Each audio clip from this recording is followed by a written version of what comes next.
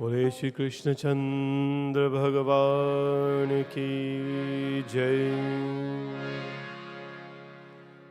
वक्रतुंड महाकाय सूर्यकोटि समप्रभ निर्विघ्नं कुरु मे देव सर्वकार्येषु सर्वदा। गजाननं भूत गणाधिसेवितं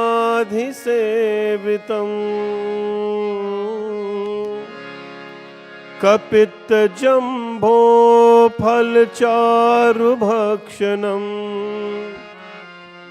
उमासुतं शोकविनाशकारकं नमामि विघ्नेश्वर पादपङ्कजम्।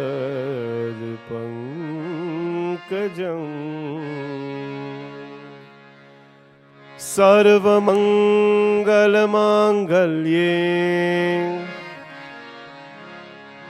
शिवे सर्वार्थसाधिके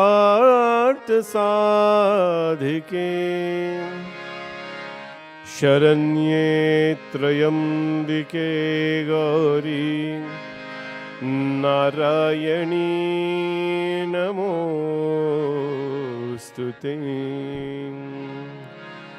वन्दे देवमुमापतिं सुरगुरुं वन्दे जगत्कारणं वन्दे पन्नगभूषणं मृगधरं वन्दे पशूनां पतिम् वन्दे सूर्यशशाङ्कवाहननयनं वन्दे मुकुन्दाप्रियं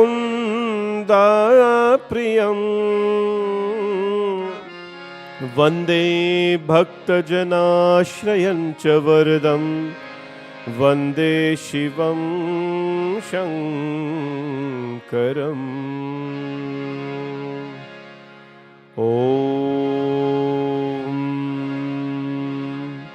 श्री गुरु चरण सरोज रज निज मन मुकुर सुधार। बरनो रघुवर विमल जशु जो दायक फलचारि। बुद्धिहीन तनु जानिके सुमिरो पवन कुमार। बल बुद्धि विद्या देहो मोहि हरहु कलेश विकार। जय हनुमान ज्ञान गुण सागर जय कपीश तिन्हु लोक उजागर। रामदूत अतुलित बल धामा अंजनी पुत्र पवन सुत नामा। महावीर विक्रम बजरंगी कुमत निवार सुमति के संगी। कंचन वरन विराज सुवेशा कानन कुंडल कुंचित केशा। हाथ भद्र और ध्वजा विराजे कान्हे मूंज जनेऊ साजे। शंकर सुवन केसरी नंदन तेज प्रताप महाजगवंदन। विद्यावान गुणी अति चातुर राम काज करिबे को आतुर। प्रभु चरित सुनिबे को रसिया राम लखन सीता मन बसिया। सूक्ष्म रूप धरि सियहि दिखावा विकट रूप धरि लंक जरावा। भीम रूप धरि असुर संहारे, रामचंद्र के काज सवारे। लाइस जीवन लखन जियाए, श्री रघुवीर हर्ष उर लाए। रघुपति की नहीं बहुत बढ़ाई, तुम मम प्रिया भरत संभाई। सहस बदन तुम्हरो यश गावे, अस कही श्रीपति कंठ लगावे। सनकादिक ब्रह्मादि मुनीसा, नारद सारद सहित यहीशा। यम कुबेर दिगपाल जहाते, कवि कोविद कही सके कहाते। तुम उपकार सुग्रीव ही कीन्हा, राम मिलाए राज पर दीन्हा। तुम्हरो मंत्र विभीषण माना, लंकेश्वर भय सब जग जाना। युग सहस्र योजन पर भानु, लील्यो ताहि मधुर फल जानू। प्रभु मुद्रिका मेलि मुख माही, जल दिलांगी गए अचरज नाही। दुर्गम काज जगत के जेते, सुगम अनुग्रह तुम्हरे तेते। राम दुआरे तुम रखवारे, होत न आज्ञा बिन पैसारे। सब सुख लहै तुम्हारी शरणा, तुम रक्षक काहू को डरना। आपन तेज सम्हारो आपे, तीनों लोक हाकते कापे। भूत पिशाच निकट नहीं आवे, महावीर जब नाम सुनावे। नासे रोग हरे सब पीरा, जपत निरंतर हनुमत बीरा। संकट से हनुमान छुड़ावे, मन क्रम वचन ध्यान जो लावे। सब पर राम तपस्वी राजा, तिनके काज सकल तुम साजा। और मनोरथ जो कोई लावे, तासु अमित जीवन फल पावे। चारों युग परताप तुम्हारा, है प्रसिद्धि जगत उजियारा। साधु संत के तुम रखवारे, असुर निकंदन राम दुलारे। अष्ट सिद्धि नव निधि के दाता, असवर दीन जानकी माता। राम रसायन तुम्हरे पासा, सदा रहो रघुपति के दासा। तुम्हरे भजन राम को भावे, जन्म जन्म के दुख बिसरावे। अंत काल रघुवर पुर जाहि, जहाँ जन्म हरि भक्त कहाई। और देवता चेत न डरहि, हनुमत से ही सर्व सुख करहि।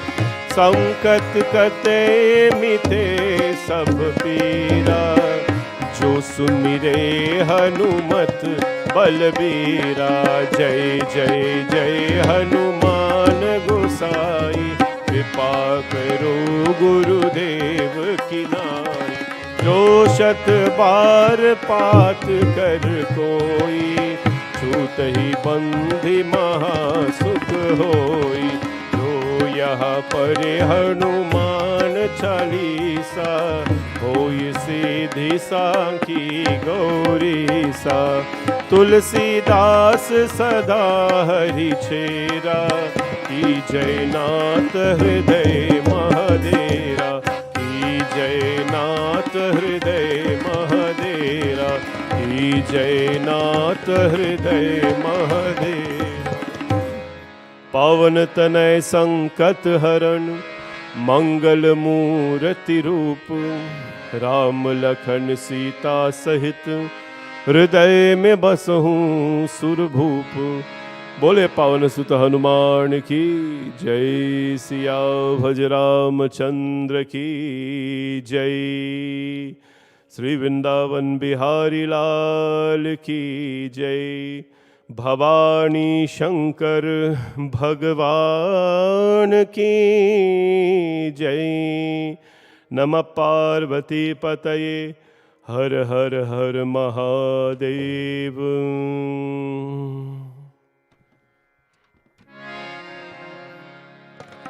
अच्युतं केशवं राम नारायणं, कृष्ण दामोदरं वासुदेवं हरिम्। अच्युतं केशवं राम नारायणं, कृष्ण दामोदरं वासुदेवं हरिम्।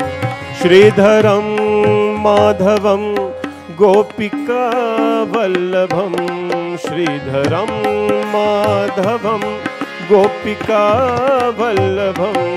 जानकी नायकं रामचन्द्रं भजे, जानकी नायकं रामचन्द्रं भजे। अच्युतं केशवं सत्यभामाधवं, माधवं श्रीधरं Radhika राधितम्।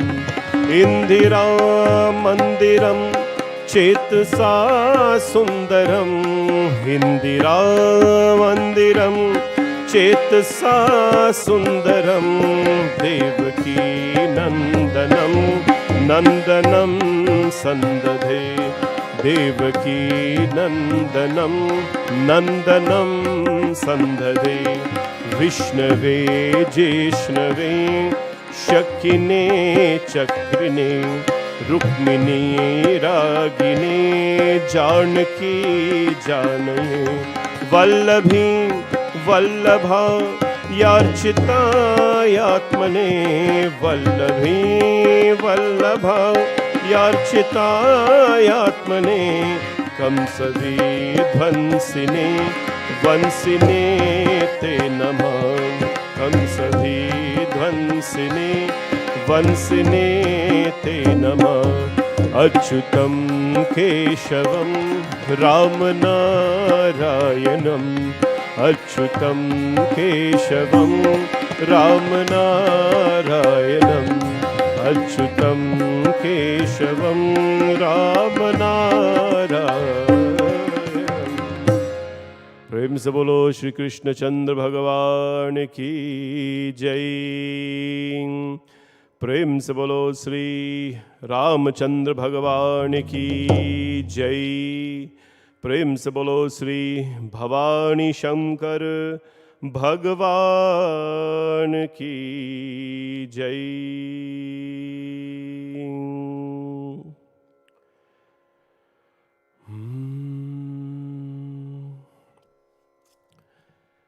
Jai Sitaram to everyone.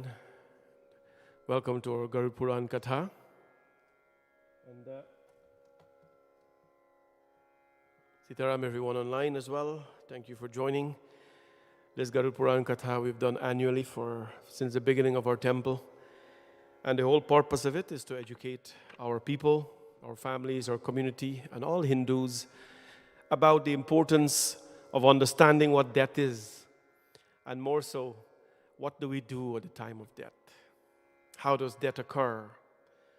Last night we talked in detail about it. And if you're not here and if you didn't listen last night, if you didn't get a chance to join, of course, this book that we're reading from is called the Garud Mahapuran. It is not the Shiv Puran, the Bhagavad Puran, it is not the Vishnu Puran, it is the Garud Puran. It is not named after any deity, it is not named after any god, it is named after the vulture that flies and takes Bhagwan Vishnu. He's called Garud. And last night we discussed that once he came on a vacation. Even Garudji needs a vacation. So he came on a vacation, he left the heavens and he came on a vacation on the earth. Bhagwan Vishnu sent him. Go, see the earth. But he didn't just go on the earth, he went below the earth as well, the 7 levels below the earth. What we call Narak. And then he went 7 levels above the earth in the heavens. And when he went to the heavens, he saw Devis, deities, and he saw God, and he was very happy. He says that is expected there.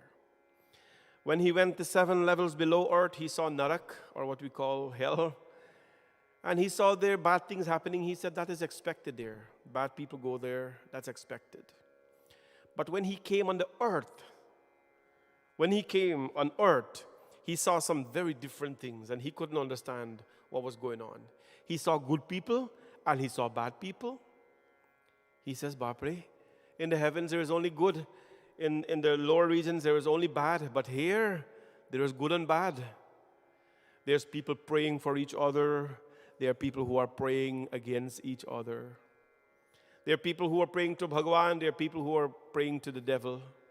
There are people who are living a good life.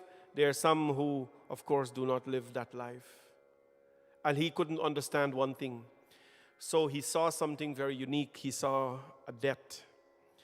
He saw that when people died, or they do all these things, and he went to Vishnu Bhagwan. He says, Vishnu Bhagwan, tell me, why do they tie the toes when someone dies?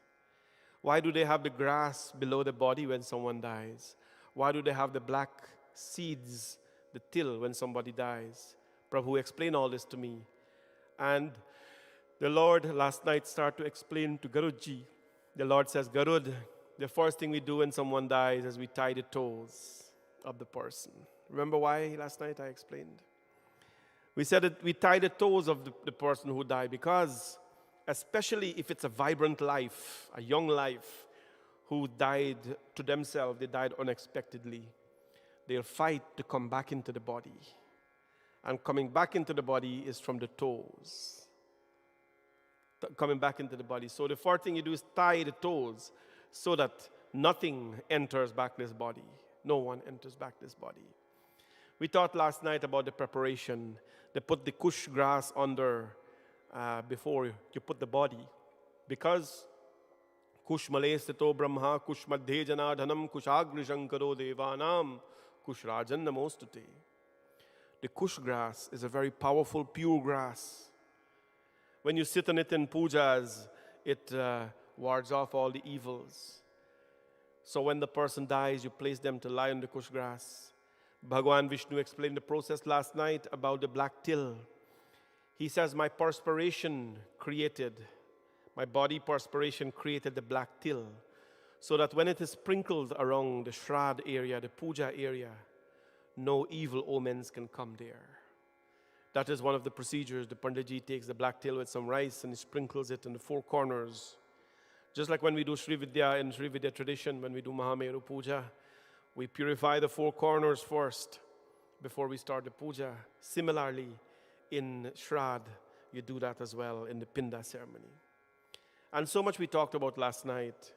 Last night we talked about, of course, the 5 gifts that God has given to this earth, Bhagwan Vishnu. He says these are the 5 boats of life. What are the 5 boats of life? Tulasi Brahmana Gavum Vishnur Ekadashi Khagaha. The 5 gems in this life that we can use to get to Paramatma. Tulasi, the Tulsi plant, that is Sakshat. That is the form of the Divine Mother.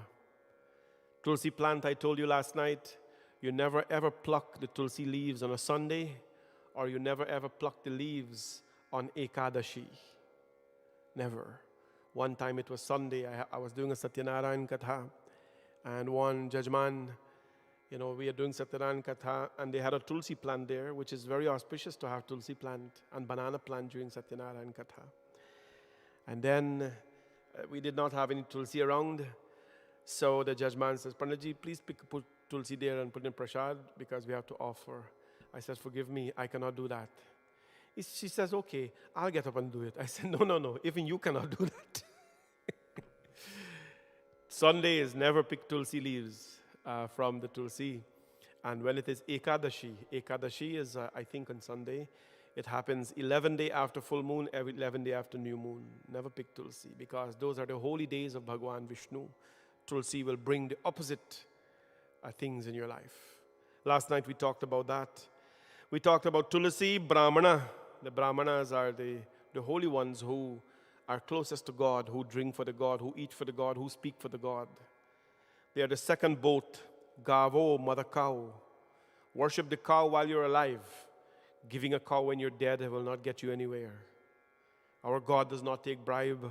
Our God does not take any sorts of bribery. And the fourth, Vishnu, Bhagwan. In this life, God is the fourth boat. And the fifth, Ekadashi. Remember Ekadashi, the 11th day. Look in your calendar. Look in Bhavani Shankar Mandir calendar. Every month there are twice, 2 Ekadashis. Fast on those days. Bhagwan, Yamraj, Vishnu rather, was narrating to Garudji last night. At the time of death, what happens? The attendant of Yamraj comes, and they take their hands and they press the oxygen out of the body. This is just a recap of last night. The soul is as big as the thumb. And when a body dies, there are 5 breaths that exist in the body: prana, apana, vyana, udana, samana. And they do not all leave at all at one time. They leave. The first one that leaves is prana, apana, vyana. Udana leaves first because that maintains the heat of the body. And that is why a sign of when someone is dying is that they feel cold. That breath has left, that regulates the temperature. We talked about all that last night. And we talk about, of course, the forms of death. We talked about who gets a peaceful death. Those who have embraced their dharma.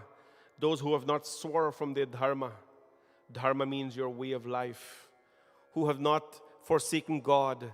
They have what we call a peaceful death. We talked about those who have a not so peaceful death. The Garud Puran tells us, when you live a peaceful life, you get a peaceful death. But when you live a violent life, a violent death will come. Please do not ever judge anybody, how they got death and all that. We don't do that stuff. But Garud Puran tells us last night, peaceful life gives peaceful death. Violent life gives you violent death. We have to, friends, live life gracefully and die gracefully. Even death we must have death with dignity. We must not just die like that because, no, we must die with dignity, die with grace. And we must live with dignity as well. And so we talked about that last night. Then we talked about reincarnation a little bit. I touched on it. I didn't go into it deep because it's embarrassing to tell you what happens in reincarnation. When people, he says, who steals, who do this, it describes in detail what kind of birth they have. The rat that runs in the ground, there's a reason why that rat is a rat. When the snakes are crawling on the ground, there is a reason why that snake is a snake. Avoid committing karmas that are negative, friends. You can do no wrong by doing good. You can do no wrong by doing good. So do good all the times. And even if you do good and somebody mistakenly gets hurt, at least vihitam avihitam. Sometimes you knowingly or unknowingly will hurt someone. At least if someone is hurt, let them be hurt unknowingly, not knowingly from you. The Lord talks about that last night. He talks about the hour of death when somebody is dying. What happens? We spoke about this last night, that when somebody is dying, you hear them talking about stories that happened 40 years ago, because that kosha, that memory is given back to that. They don't get current memory. They have elapsed memory. Memories that they have lost even during diseases and sickness, they will get back at the time of death. They will call names that you don't even know. They'll call names of people who they were playing cricket with in their school days. And then they will see dark men driving on riding horses, the attendants of Yamdev. They have the power to see this. You don't see this. If you are alive and you see these things, it's not a good sign. So we spoke about that last night. And then we talk about the different types of narak. And the Lord there is no one type of narak, my friends, or this thing that we call hell. He has different types. Based on the karmas we have done, He has different types. Today, we will talk about the funeral ceremony. At the time of death, what happens at the funeral? What happens at the funeral? From the time someone dies, what do you do? Right? What do you do? So we'll talk about that today. I'll make sure all of you understand that death is something, my friends, we have to be prepared for. Because, as you know, that is the only thing that is certain. That is the only thing that is certain, death. And therefore, we have to be prepared for it. But before we do that, Darshana dog hanasham naat more akhiya pyasi re. Our eyes are very thirsty because we want to see Bhagwan Shri Krishna. Pani pikar pyasa bujhavo, nainan ko kaise samjhavo. Prabhu, when we are thirsty, we drink water. But when the eyes are thirsty, how do we tell that to the eyes to drink water? We can't. And so, my friends, let's sing this beautiful song.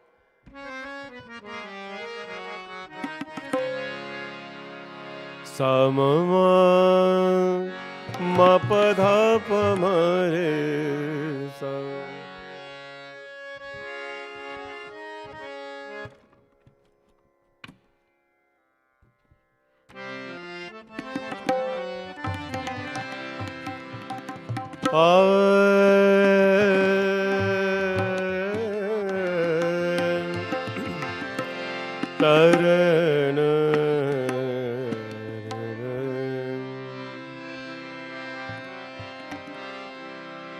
दर्शन दो घनश्याम नाथ मोरे अखिया प्यासी रे दर्शन दो घनश्याम नाथ मोरे अखिया प्यासी रे दर्शन दो घनश्याम मन मंदिर की ज्योत जगा दो मन मंदिर की ज्योत जगा दो घत घत वासी रे दर्शन दो घनश्याम नाथ मोरे अखियाँ प्यासी रे दर्शन दो घनश्याम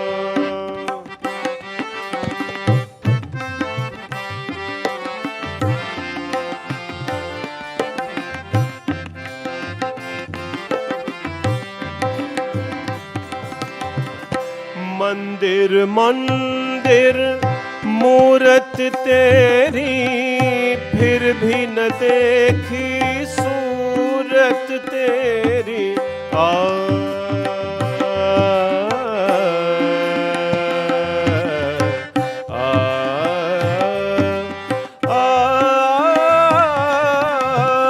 मंदिर मंदिर मूरत तेरी फिर भी न देखी सूरत तेरी युग बीते ना आए मिलन की युग बीते ना आए मिलन की पूरणमासी रे,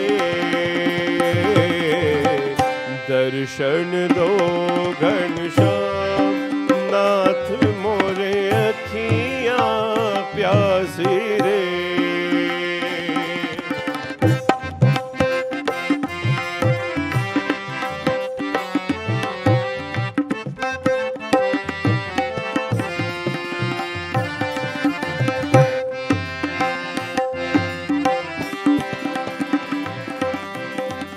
द्वार दया का जब तू खोले, पंचम सुर में गूंगा भोले। द्वार दया का जब तू खोले, पंचम सुर में गूंगा भोले।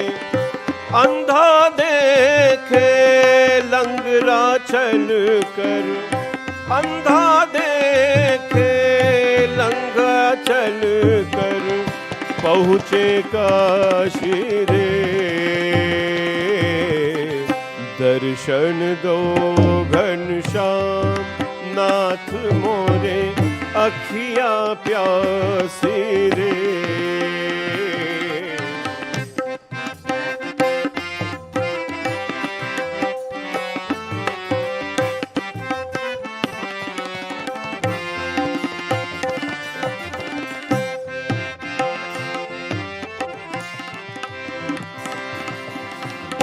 पानी पीकर प्यास बुझा दो, नैनन को कैसे समझा दो।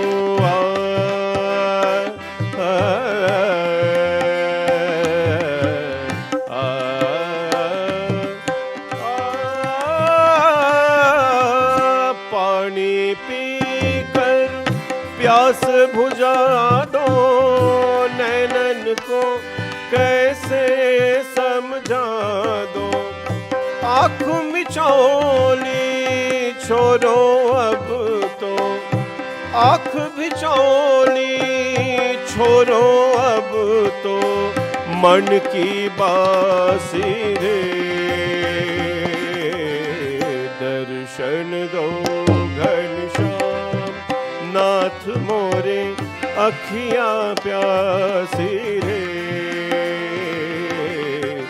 दर्शन दो घनश्याम नाथ मोरे अखियाँ प्यासी रे।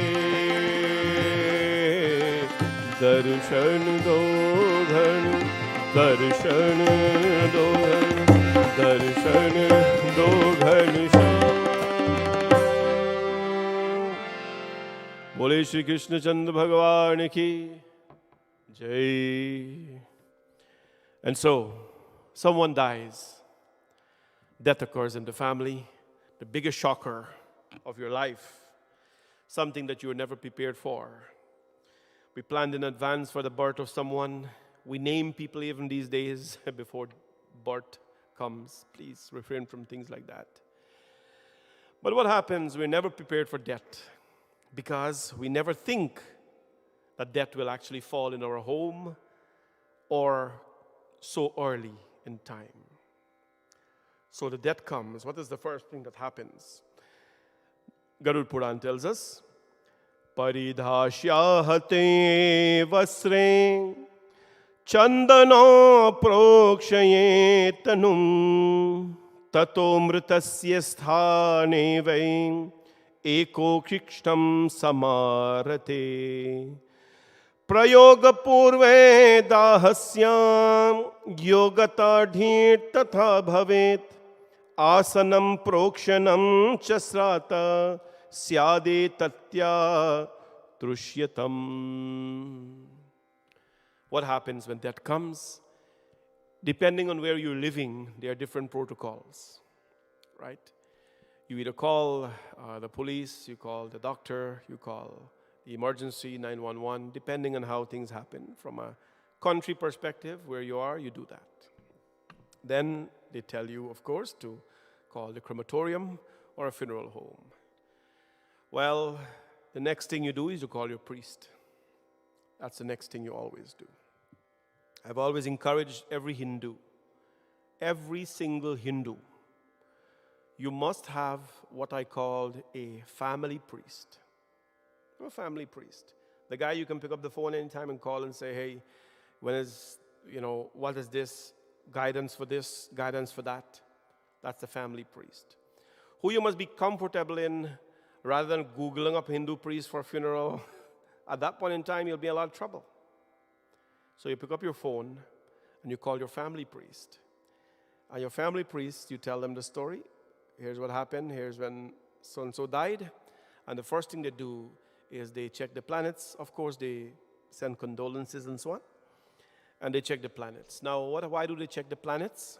Garud Puran tells us that all of you know about Panchak, I assume. Everybody know about Panchak? All of you online? You heard about Panchak? Panchak means 5 planets. Panchak.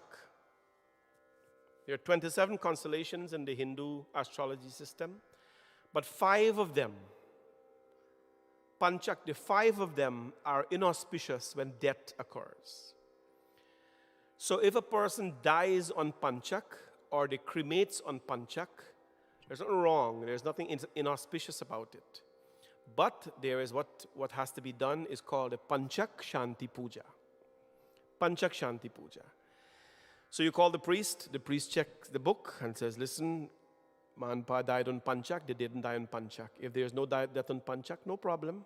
We'll still do the rituals and so on. But if they died on Panchak, you would know they have to make what we call the 5 babies. West Indian call it 5 babies. But the 5 babies are actually, they make them with cotton or kush grass. They are actually the effigy of the 5 planets. So what you do, you put the 5 effigies there at the time of the funeral and you do special puja. I'll tell you about that. What happens, and then you call the priest tells you about the process. The priest gives you the list of things what to get. You set a date for the cremation. There is no good day and bad day, obviously, because cremation is a time when, at the cremation itself, there is no Daivik puja happening there. You set the date for the cremation based on convenience of the priest, of the funeral home, and so on. You have your viewing, and then it's the day of the cremation. Now, what happened? At the day of the cremation, they tell you in advance how the body must be prepped. Long ago, the body is not kept for long. So what they did, they kept the body in oil. And at the day of the cremation, they will rub chandan on the body to let the body, of course, stay fresh and smell sweet. All that will happen, they place the body in the kush grass, and then the casket and so on is made, everything on the day of the funeral. What happens on the day of the funeral now? The arrangements from the cremation occurs. And the Puran says, by the means that are permitted depending on where you live. So, by the means permitted depending on where you live. So if you live in a forest or a place, it's a poor village, you may not have all these things like the 5 pieces of gold and thing which we'll talk about. You may not have all of that. So what do? You do it according to your means. A cremation should be done according to your means. What happened? Then it tells us, Om avahanar yache naiva patralambha vagahane bhavitvanatra sankalpa pindadanam sada bhavet. You start to prepare the things. I see some comments online. I like to address them. Yes, one of the things you always have to do is to only listen to one person for cremation. There are 2 times in the life of a Hindu, 2 times in the life of a Hindu, where your life will be confused as a Hindu. All other things you'll be fine. Puja and thing you'll be fine. But the 2 times in your life when you'll be very confused as a Hindu are 1, when somebody dies, very confusing. Because everybody has an auntie and an uncle. And that auntie and uncle has heard it from somebody and from somebody, and they will tell you all sorts of stories. what to do and what not to do, where to go, what not to go. But Auntie Pandit tell me, or Pandit, he too young. No, you got to sleep on the floor. You can't go outside after 6 o'clock. And a whole list of things that has really no meaning. And then the people will come back to the priest now and say, Panditji, Auntie says, what am I going to do? Right? You only listen to your Panditji. You stand firm. Because the minute you start to give ear to everybody who is going to advise you or become an advisor in the death, you're going to be in a lot of trouble. That's the first time when somebody die. The second time when you'll be extremely confused as a Hindu is when marriage is happening, when a wedding is happening. Especially when you go take doti and things like that. Everybody becomes an advisor. And everybody tells you what to do. And this one tells you, no, that's not so. Always listen to your priest and your priest only. It doesn't mean that you're disrespecting anybody. It just means that, listen, in this time here, I'm going to listen to the guy. If I want to know how to cook roti, I'm going to ask you. If I want to know how to boil rice, I'm going to ask you. But this is a science. This thing is a science. It has to be done carefully. Listen to your Panditji alone. And respect everybody's opinions. Thank you. Thank you very much. But my priest is in charge. Everybody, let's pray together. Soul gone, our celebration is happening. The Panditji sends a list, and the things among them, they have what we call the 6 pindas. The Purana says, Bhavedanam sankalpam pindadanam sada bhavet. On that day, the person performing the Shraddh ceremony sits and they do sankalp of the 6 pindas. Let's go to the person sitting to do the Shraddh ceremony. Now, question is, who should perform the Shraddh ceremony? In most cases, it's the men that perform it. But what happened in the case where there is no men in the family? For example, if I'm married, I have my wife, and let's say I have 2 daughters. I have no son. If I should die, who should do my Shraddh? Well, the rule is, of course, if there's a male in the family, because according to our dharma, the lineage runs through the male. They've performed the ceremony. However, my friends, our dharma allows us to practice our tradition according to Deshriti, Kalriti, and Kulriti, according to the country that you live in, according to the time that you live in, and according to the traditions of your family. Right? So if you have no son, what are you going to do? Your daughter is going to perform the Shraddh. I want to tell you that in my life, I do this. If husband and the wife are together, they have no children, husband dies, the wife is going to sit and do the Shraddh, which I have done. If a family has had children and the child dies before, and there is no father, mother sits and do the Shraddh, right? So, anyone can sit and do the Shraddh, preferably the male in the family, but in the absence of the male, anyone else can do it. So what happens? The person sits now. Garud Puran said, Bhavedanam asankalpam pindadanam sada bhavet. They offer 6 pindas on the day of the funeral. What are these 6 pindas for? Padharta panchakam cha. No, we talk about pancha. Padharta panchakam cha syadhetaka pratyave janam. What happened? They, of course, do the first 5 pindas are offered to the 5 elements. Chitta Jalapavan Gagana Sharira. Our body is made up of 72% of water, and of course, the other percentage are of 28% is of the other 4 elements. Our body is made up of earth, air, fire, space. So when we receive the body, we receive it with 5 elements. So when we dispose of the body, we return the body back to the 5 elements. That is the 5 pindas. Thank you, earth, we return you back. Thank you, air, we return you back, and so on. The 5 pindas are offered to the 5 elements.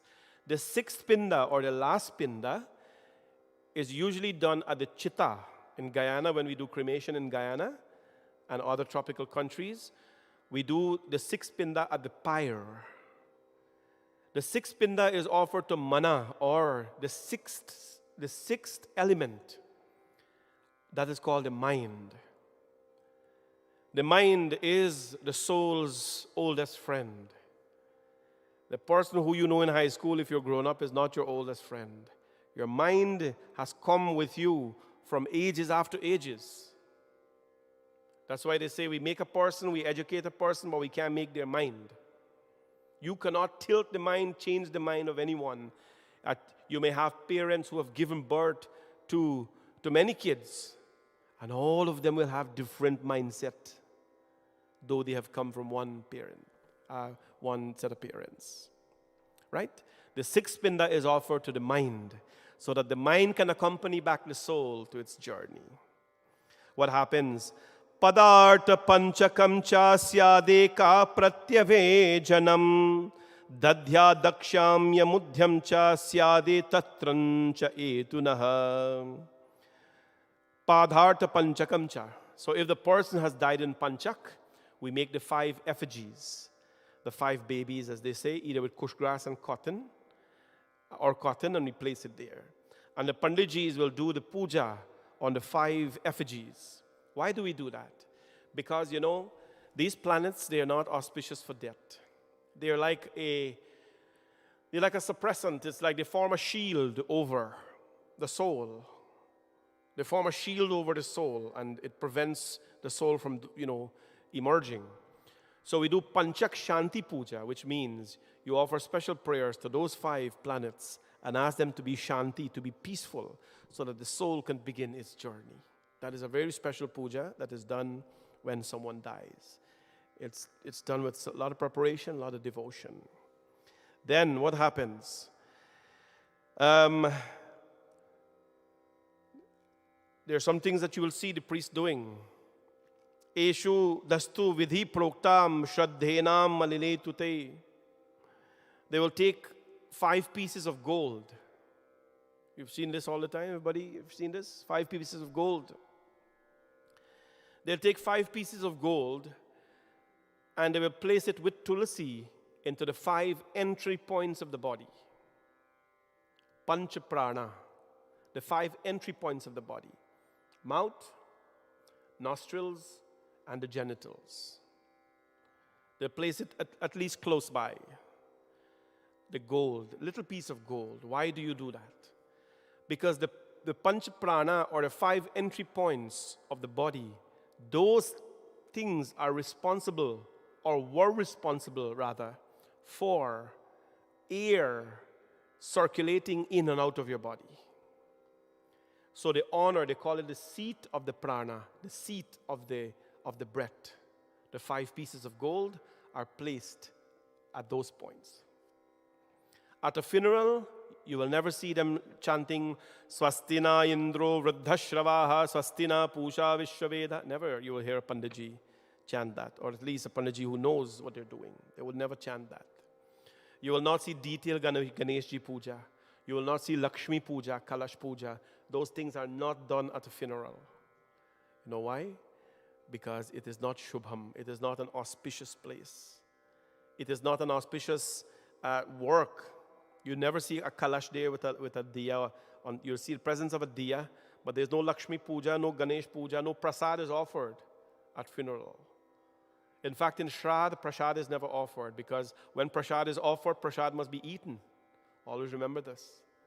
And when you offer prasad in Shraddh, or if you do that, you cannot eat it. That is not offered to deity. Whatever offered to the deity alone can be eaten, not what is offered to the ancestors. That cannot be eaten. You can prepare a plate of banana, mahambhog, panjari, kheer, and you can place it at the feet of Bhagwan Shiva in the morning and come back in the evening and say that is your dinner. You can have that. But you cannot take out a plate of food for the ancestors and place it outside, or offer it to them and then go partake of that. Never. It is not Shubham. It will not add anything to you. It will desecrate yourself. So at a funeral, you will never see,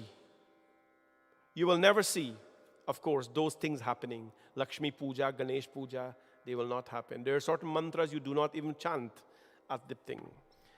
So the Shraddh ceremony is done, my friends, with a lot of care, a lot of caution. So these are things you will see. Garud Puran talks in detail about what happens. The performer of the funeral rite should wear the sacred thread over the right shoulder if it's a man, and sit along with the mourners facing the south. We all know that. South is the direction of the deceased of Yamdev.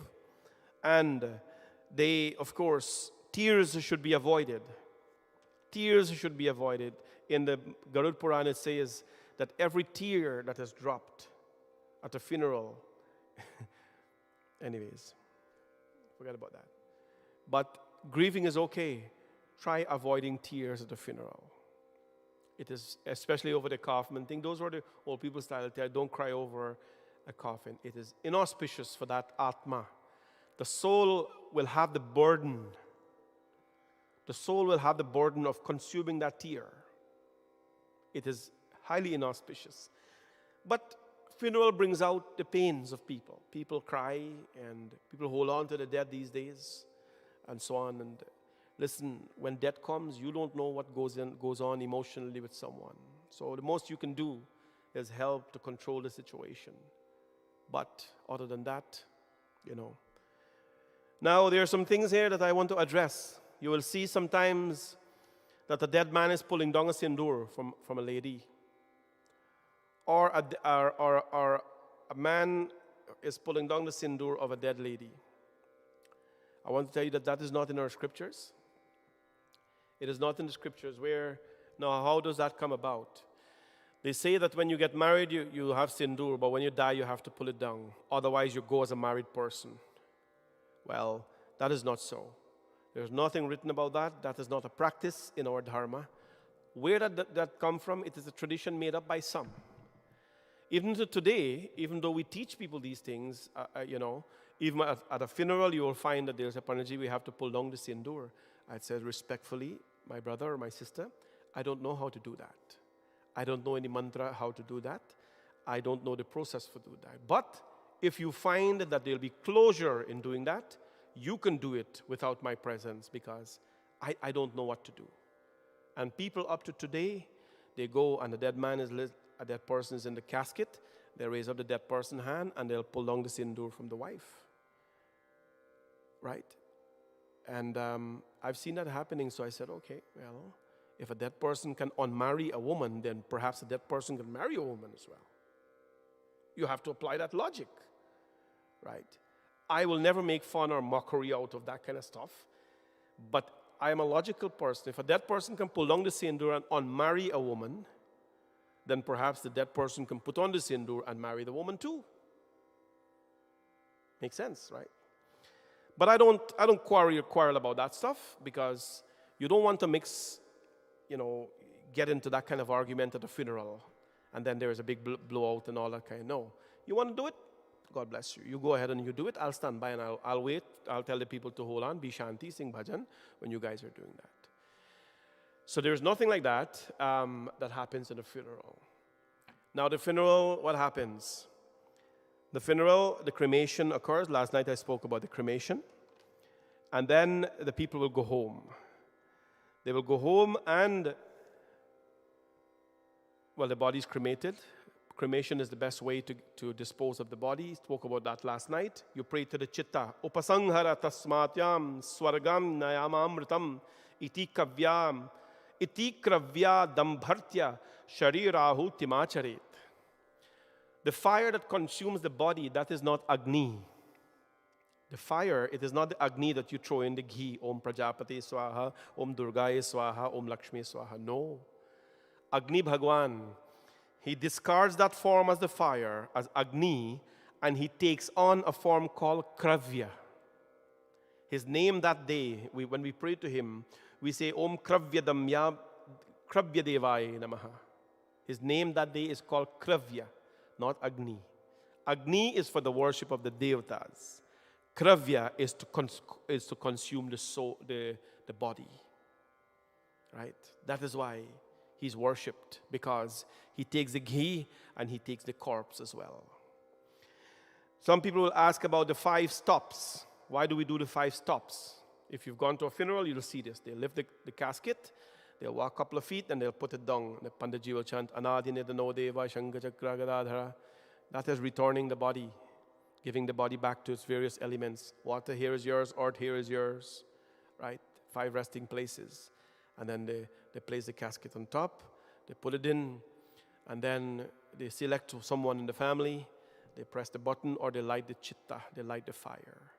The Panditji chants the mantras, and Kravya appears, the fire that consumes the corpse. At that point in time, what happens? Everyone now, the people, will return to the home. Before they return to the home, what happens? They will, of course, purify themselves before going into the homes, right? We have the tradition where long ago they used to bathe outside before they actually go into the home. They used to go in the pond and bathe before they go into the home, because you've done cremation, so much of activities happen there. You want to go in the home purified. These days they have the things to purify outside: a bucket with water, a weapon stuck in the ground, a lighting piece of wood, some haldi on a stone, and a bunch of neem leaf. The neem leaf is taken, ducked in the water, touched on all the things, and you throw the water over your body for purification. So those are quite acceptable means of purification. On a spiritual level, at least, it does something. On a physical level, you still need to wash your hands when you go into people's home. Washing hands did not come up because of COVID. Wash hands, my friends, was there because Hinduism introduced it. You must wash your hands before everything, before you drink water. Wash your hands before you start puja. Hasta prakshalanam samarpayami Shri Govindaya namaha. So people return to the home, and what happens? They now begin a fasting. In that home, no food should be cooked to feed the people. Food should not be cooked to feed the people. Food should only be cooked for the householders. You can toast the bread, you can cook food for yourself, and avoid the spicy food. In our tradition today, they call it avoid chonke. Well, chonke means you're cooking spicy food, right? You've heard that before, chonke. Don't cook chonke food, or don't chonke food. And what that means is that you're avoiding cooking the food that will stimulate your senses, right? You avoid cooking food that will stimulate your senses, because for the next 13 days, you're going to be on a cleansing, on a fasting. Because Shraddha is important as puja is important. Your body, tanashuddhi, manashuddhi, your body has to be clean, your mind has to be clean. So that is why when they say today, don't chonke food in the home, or don't cook chonke curry, or they mean the talk chonke, it means avoid spicy things. People who are coming to your home, you should not cook for them. Food is brought outside. Long ago, when we went to a wake, we were lucky. We get little crackers, and we have a little coffee tea. No coffee tea? Anybody know coffee tea? No, you don't know. Anybody online know coffee tea? Coffee tea is the most pleasurable thing you can drink. It's not coffee, it's not tea, it's coffee tea. They bring one of that without any milk in a little cup, and they bring some crackers and give you, and everybody was happy. You eat that at a wake house, you're happy. Everybody today, wake house will have food that a restaurant wouldn't have. All types of food. 7, 8 types of food. There's toast, there's chow mein, there's fried rice, there's veggies, there's, people go to wake and afterwards they put on weight. Right? So food is distributed, but whatever you distribute, you should not be cooked in the home. Why is this so? Because that home is in a state of impurity. The energy in that home is a low energy. It's a very low energy. So whatever, if a home, there is fighting in the home all the time, when you cook that food, you're consuming the fighting energies. If there is dung and the home is dung, there are sorrows in a home all the time. Just sorrows in the home all the time. Whatever food is cooked, you're eating sorrows. For that reason, we don't cook food during 13 days in the home for feed people. You can eat your own sorrows, but don't share to people. Right? As a Panditji, you know this, Panditjis don't even sip a drop of water from a home when we go to a wake. We don't even sip a drop of water, because it's a whole different thing. I'm a very traditional priest, and I practice my tradition to the best that I can. I go to a home of a wake, no matter how thirsty I am, I will not sip a drop of water, even from a sealed bottle. Because on a spiritual level, this thing means a whole different thing to you. If you're doing what I'm doing, you cannot be troubled and bothered by any sort of disturbed energies. I will not sip a drop of water from a wake house.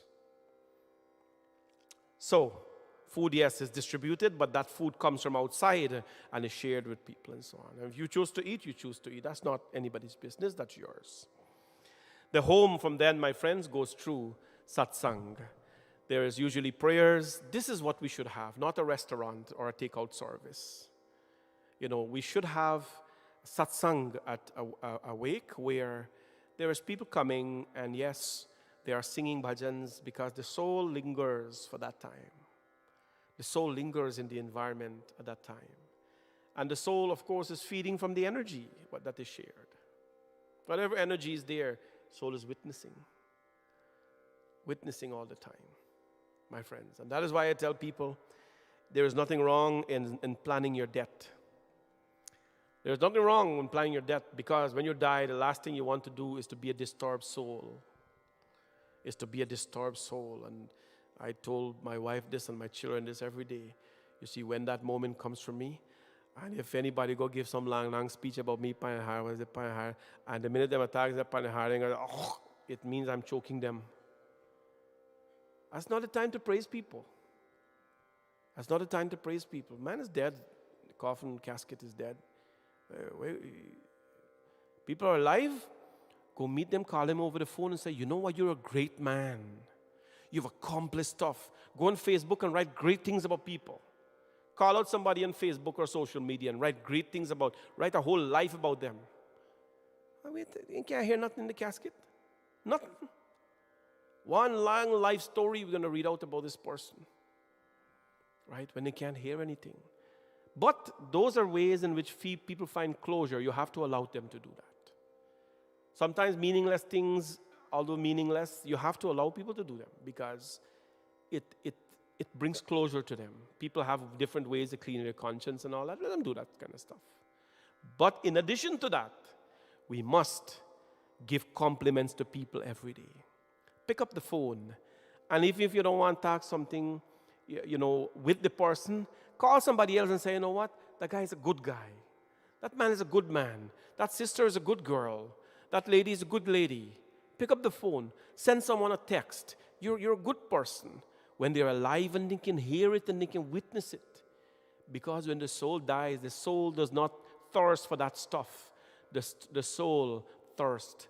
It has a desire to hear God's name. And that's why the Hindu system we have, of course. We have the wake that is done. Oh, I left the verse of the tears. I talked about the tears, but Ashrupatam chakurvitam dattva daja halanam sridam shlekyamakshung bandhakena muktam prokte yato yashaha. They should abstain from shedding. I talked about this. I didn't read the verse. They should abstain from shedding tears while grieving at the cremation. But if they shed tears, the departed spirit consumes the same helplessly. The soul has to consume that tears helplessly. And hence they say, never weep, or if you have a cough as well, do not attend a funeral if you have a cough. Because what comes out of the mouth is unhealthy, and it's a whole different thing. Going back to the home, we talked about that. And let's see what we're going to talk about now. We'll talk about we talked about Panchak already. And we talked about, now we're going to talk about the 10 pindas or the 10 day, because we have time. Now, the big question.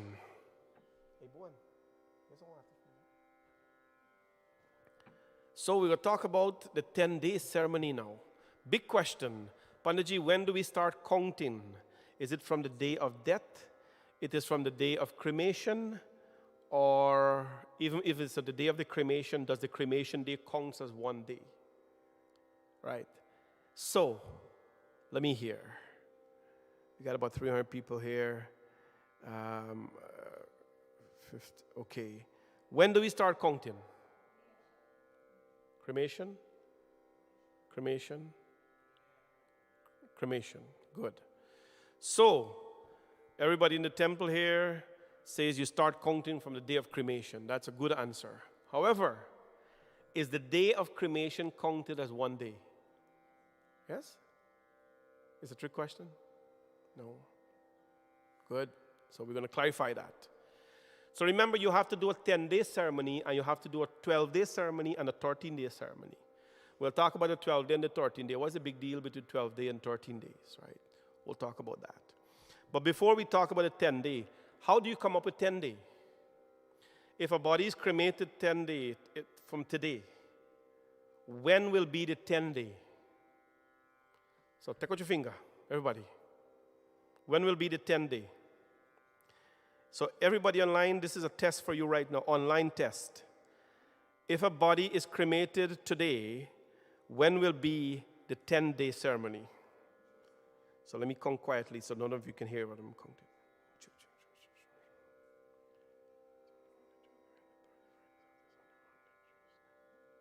I have my answer. I'm not going to tell you though. Oh, smart. Oh, yeah. It's a good point. It's a good point. So let me hear, so everybody here online, they usually hear me 30 seconds after I talk. So until let's say 20 seconds, 20, no. When will be the 10th day? If today the body is cremated, when will be the 10th day? Right?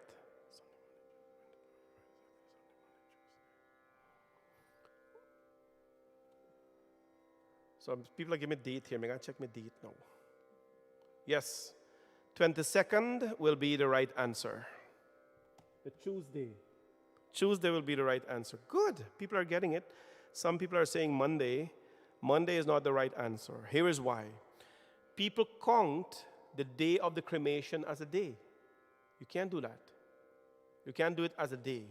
For example, if a baby is born today, how old is that baby? If baby is born today, how old is the baby? Baby is not old. But tomorrow, I will ask you, the baby was born yesterday, how old is the baby? Baby is 1 day old. 1 day old. So everybody who's online, this is how you do the thing.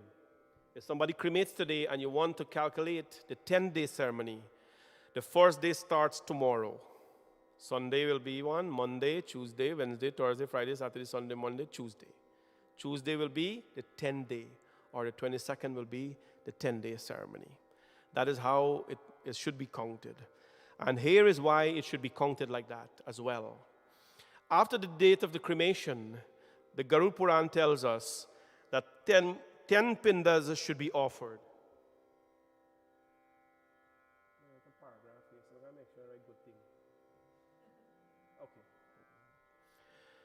So, after the date of the cremation, what happens?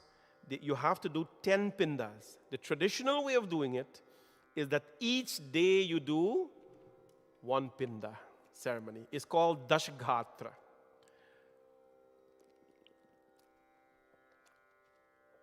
Dashghatra means 10 bridges, 10 ghat. So it's like a long trench is here. One little bridge will come out here. That's a ghat. That's called, on every day you have to do 1 pinda on each of the ghat. But we don't do that today because of convenience. People can't, I don't even do that because you got to take 10 days off of work to do that kind of stuff. So on the 10th day though, they'll do 10 pindas. You'll offer 10 pindas. What is the meaning of these pindas? Let's go to our Garud Puran and understand what is the meaning of the pindas. One.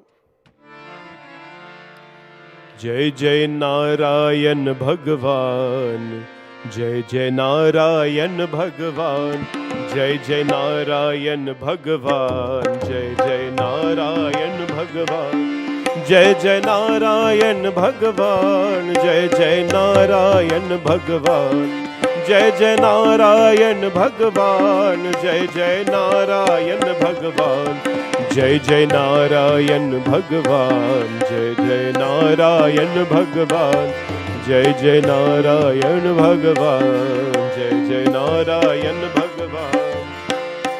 भाग्यतेनाय देहास्यां तृतीयेनायमानुगः, तृतीयन्तिः चतुर्वेना संयुक्ता जीवति।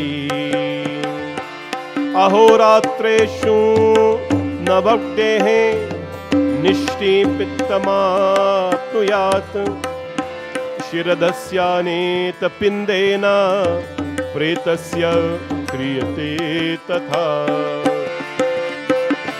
जय जय नारायण भगवान, गुरु के नारायण भगवान, जय जय नारायण भगवान, गुरु के नारायण भगवान। स्वरमर्त्यातीत षष्ठेन सप्तमेना तु नादया, दन्तलो मान्यमेषेण वीर्यस्तन्तु नवेमि च। दशमे तु पूर्तवां तृतीयां शुद्धिधर्यातमव्ययं, मध्यमां षोडशी भस्मी वेनते शृणुध्वमे। जय जय नारायण भगवान, नारायण भगवान, जय जय नारायण भगवान, नारायण भगवान, जय जय नारायण भगवान, नारायण भगवान।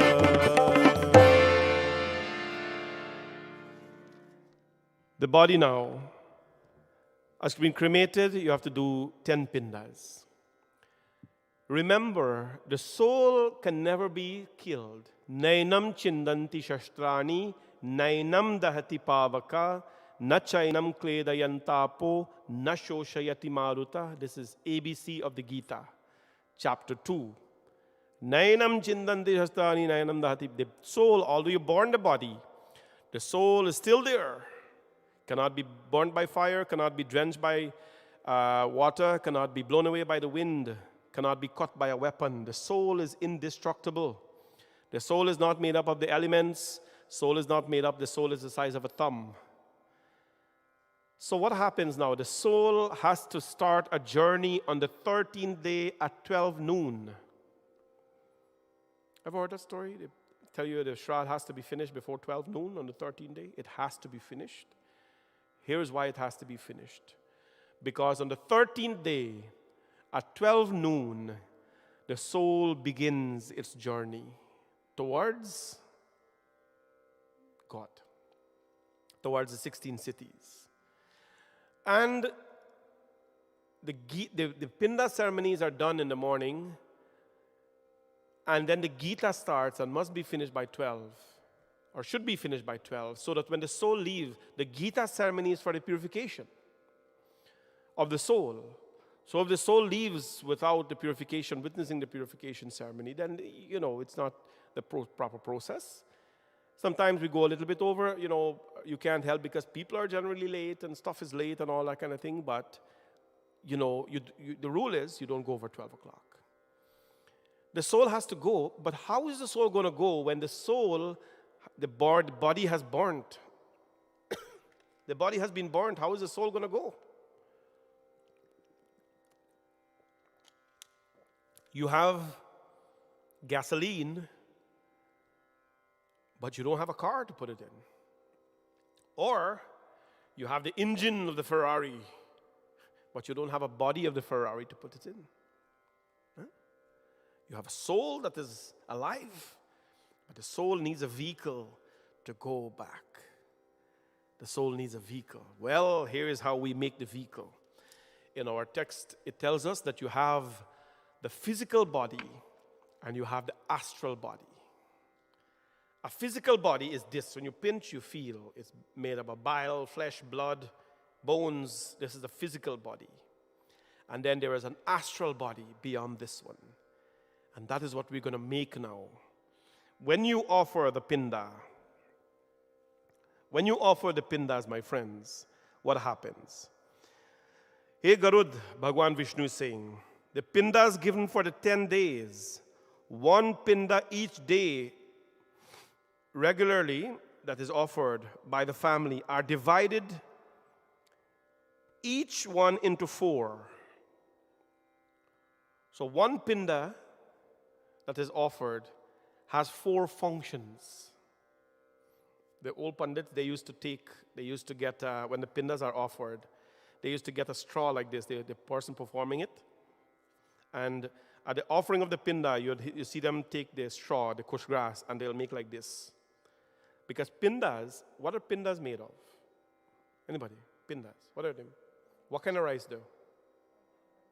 Yeah. Boiled rice or grind rice? Huh? Grind? Boil? There's no, tell me what you know. Everybody, what pinda is made out of? It's made out of rice. It's made out of white rice. In pujas, white rice is used because white rice is Mahalakshmi. We know that stuff.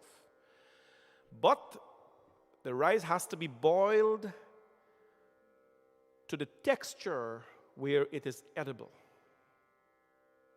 So just like you're eating food, seven curry, and you get dal rice and thing, the texture of that rice, that is what the pinda should be made of. Not grind rice flour, grind rice. Yeah, you have to. So you boil it and you strain it, and then the pinda is made with a mixture of milk, ghee, black till, the 3 things, and honey. Honey's placed at last. So the pindas should be made with the rice boiled to the point where it can be eaten. That's how it's made. Now, there's one case where that did not happen. Remember, Shraddha has to be done according to your means. When Mata Sita was in Banbas, Raja Dashrath had died. Right? Bhagwan Ram was in the exile. He couldn't go back to Ayodhya because he made promise, pran jai, par bachan na jai.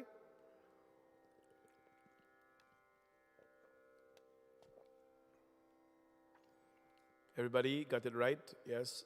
I'm looking at the feedback here. Anyways, Ram Bhagwan was in exile. His father died.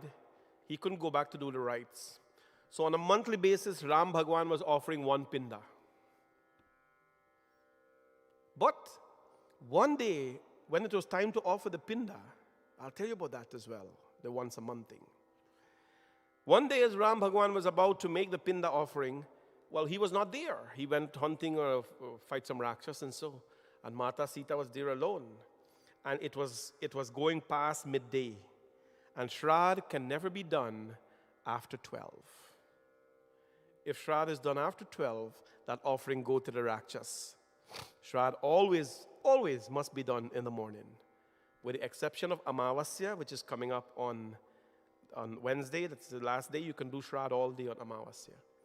But traditionally, and according to our scriptures, Shraddha cannot be done in the morning because the pindas that you offer for your ancestors go to the Rakshas. The time was passing. There's time for everything. And Mata Sita saw that Ram Bhagwan was not coming. So you know what she did? She didn't get time to buy rice and all that. She took an apple and she peeled the apple. And she held it and she said, my father-in-law, Ram Bhagwan is not here to offer you a pinda, but please accept it from me. I give you this. Today is the day that it should be offered to you as you transition from one level to the next in heaven. Please accept this from me. And Sita Mata offered the apple to him. You know what happened? When she placed it on the ground, a hand came out of the ground and held the apple like this and accepted it. That was the hand of Raja Dashrath. The hand of Raja Dashrath. It is beautiful. That's why they say women can't do Shraddha. Nonsense. Nonsense. If you have the amount of faith which women have more than men, then you know the word Shraddha comes from the word Shraddha. Shraddha means faith, and that gives the word Shraddha. So, the 10 pindas, let's go to it. You see the old Panditji, they'll take a straw and they'll cut each pinda into 4. Each pinda they'll cut into 4 like this. That means one pinda makes 4 body parts. Let's look at them, what the Garud Puran says here. So, Bhagdayenam dehasya tritiyeta yamanuga triptyanti hi chaturthena swayapnur jivitam. The first pinda. So 2 parts of the body. The third one is for Yama, the servants, and 4 he lives on. During these days and nights, the body is formed by offering the first pinda. The head of the preta is formed. When you offer the first pinda, the head of the preta is formed. Because you got to form this astral body. First pinda, pratame pinda, the head is formed. Wow. It's amazing. Dvitiyena tu karnakshi. The Panditji says, Sankalpam karnakshika puri pinda mayadi ante to pasishtatam. And pindas are offered. How pindas are offered? How pindas are offered? Right now? How pindas are offered? You got it right? So your right hand, look at your hand. This is called Devatirtha. This part of the hand is called Devatirtha. Means this is the pathway of the Devatas. When you're offering things to the Devatas, this is how you do it. You offer a flower to the Devatas, this is how you do it. Not like this. This means you're pelting. If you take flower and you do so in Devata, you're pelting the Devata. You have to offer the flowers like this. Devatirtha. This part is called Devatirtha. This part of the hand is called Pitratirtha. Pitratirtha means it is the stream of the ancestors. What Jean Prasad said, does the Pandit do the 10-day or someone else? Jean Prasad, who go do the 10-day? Oh, you're talking about Mahapatar. Mahapatar before? You ever hear Mahapatar? You ever hear Mahapatar? Mahapatar? I'll tell you about that later. Anyway, so the hand is like this. This is called Pitratirtha. So all pindas are offered through this part here. It's like a spanner. You pick up the pinda like this, and you hold it here, and you place it exactly like that. It's like twisting your arm like this, right? The first pinda that's offered forms the head. The second pinda, Dvitiyena tu karnakshi nasikam tu samasata galan sabhuja galam jasya tritiyena takramatanaha. The second pinda forms the eyes, the ears, and the nose. By the third pinda, the neck, the shoulder, and the arms and the chest are formed.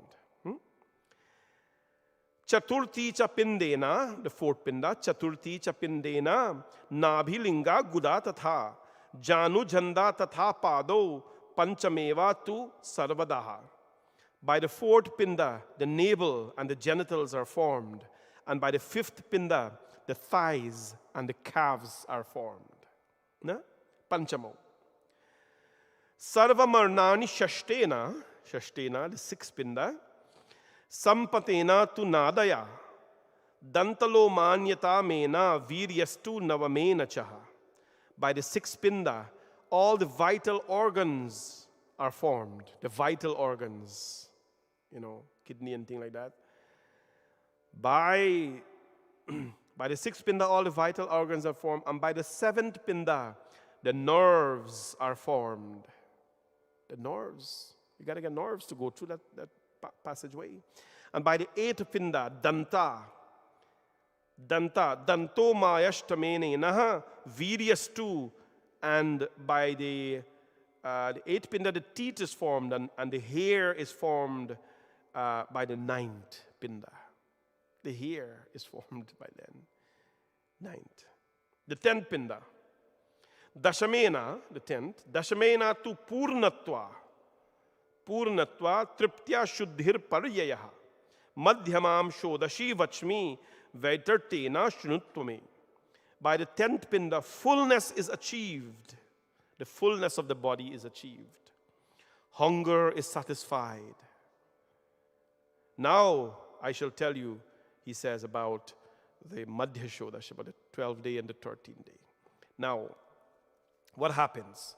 The 10 pindas are offered and the whole body is formed. You'll see the Panditji will take all of it, put it together. He'll take the people, take all of them together. This is done at the riverside.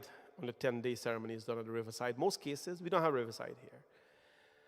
But Shraddh, as much as possible, when you're doing the Shraddh ceremony, like a 10-day ceremony at home, please, as much as possible, do it outside.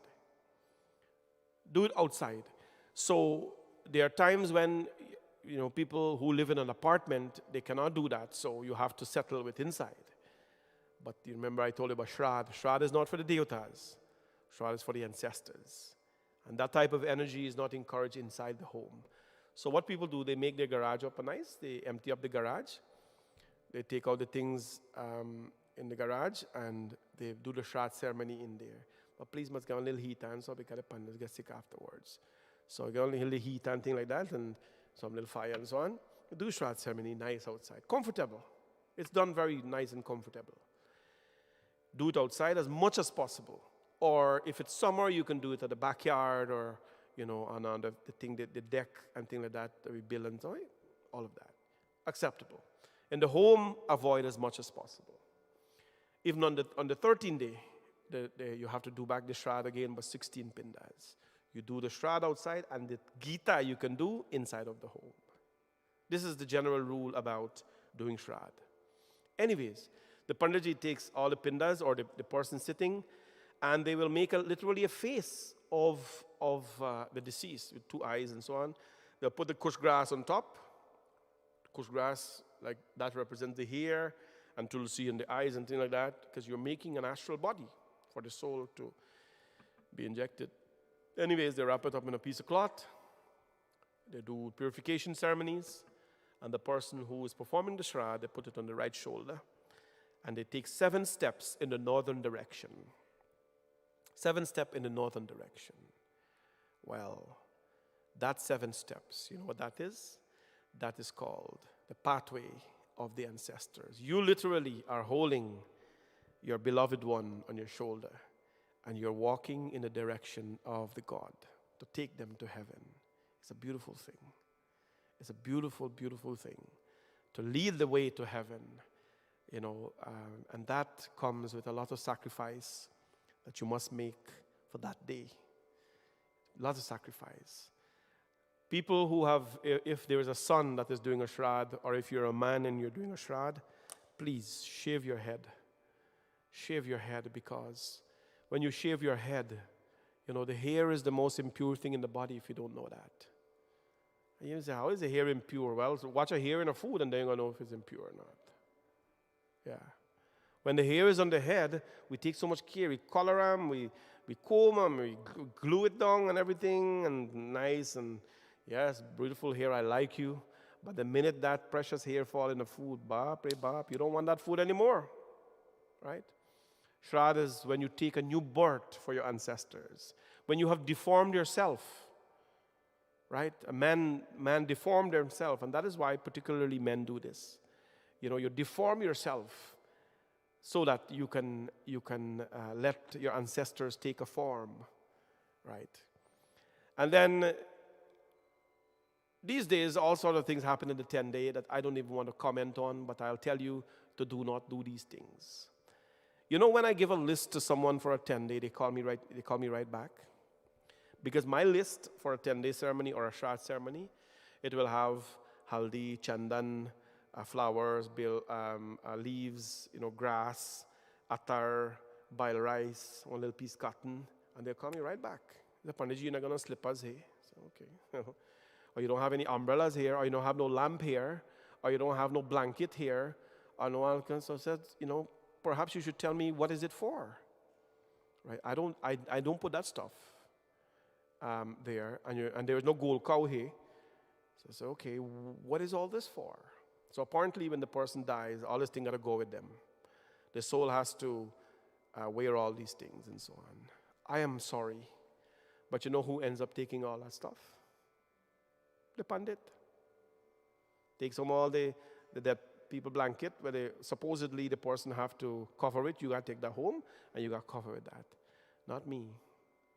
I will never accept something from anyone that is not part of my tradition. It is not, you're committing sin when you do that. And my shoulders will never bear those burdens ever. To demand something from somebody that is not required. The soul can't wear slippers, my friends. If you care so much about your mother and father, about giving them slippers, buy a pair of slippers when they're alive. Give blanket to people when they're alive. कभी प्यासे को पानी पिलाया नहीं बाद अमृत पिलाने से क्या फायदा कभी गिरते ही वे तू उठाया नहीं बाद आंसू बहाने से क्या फायदा No? When somebody is falling in life, you never give them a stick to get up. When they die, you give them an umbrella and fancy thing. कभी गिरते हुए तो उठाया नहीं बाद आंसू बहाने से क्या फायदा No? When somebody was crying for water, you never give them water. When they die, where you give them honey for? It's a fair question.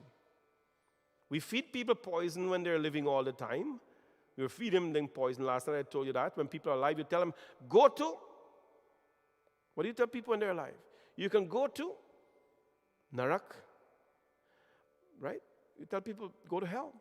But when they're alive, when they die, we pray for them to go to heaven. It doesn't make sense.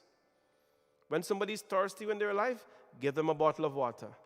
My son just give me a bottle of water, I'm happy. When I die, if he give him milk, no milk, I'm not concerned. Because I got my water already. Right? That is the fundamental principle of life. Do not feed people poison when they're alive and then give them honey and milk when they're dead. Doesn't make sense. You want to buy a blanket for somebody? Go buy the blanket and give them to cover up winter coming. Soul will go and depart. Soul has no feeling. Right? Buy an umbrella for somebody. When you see somebody is actually... oh, yeah. Mahapatar. I'm not going to talk about Mahapatar because Mahapatar don't like me. Yeah, Mahapatar don't like me because I don't take away umbrella and slippers and lamp and all this kind of thing, and they don't like me for that. So I'm not going to talk about Mahapatar. Mahapatar is the one who goes on the 10th day, and they supposedly perform some kind of ceremony. I don't know what they do. And they take all the stuff, they fill up their car and so on, take all the stuff home. I stopped doing that because I said, I'm going to tell you exactly what to do. I'm going to do it.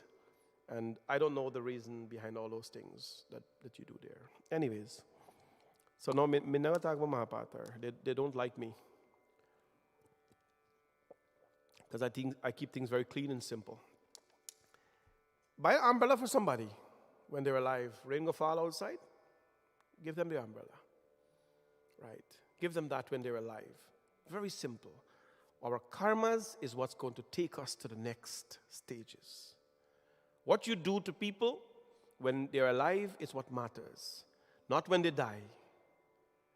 What you do to them and with them while they're alive is what really matters, my friends. Really matter. So I have no tolerance for this kind of behavior where there is an abundance of clothes and abundance of things that is given and all for the soul. I want to tell you, in most cases, it is about cleaning conscience. Please don't clean your conscience on the Panditji. Because